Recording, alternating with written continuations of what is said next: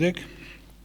Հիպոկրատի երթումը ինչից է սկսվում։ Խանդի տեսարանների բախվում եք տանը։ Ստանում եմ բացիկ, գեղեցիկ բացիկ է Ամերիկայից։ Բացում եմ իմ կինը, ես եմ, բացում եմ բացիկը, այնտեղ մի հատ նորածնի նկար է եւ տակը գրած է. Բժիշկ ջան, սա մեր երեխան է։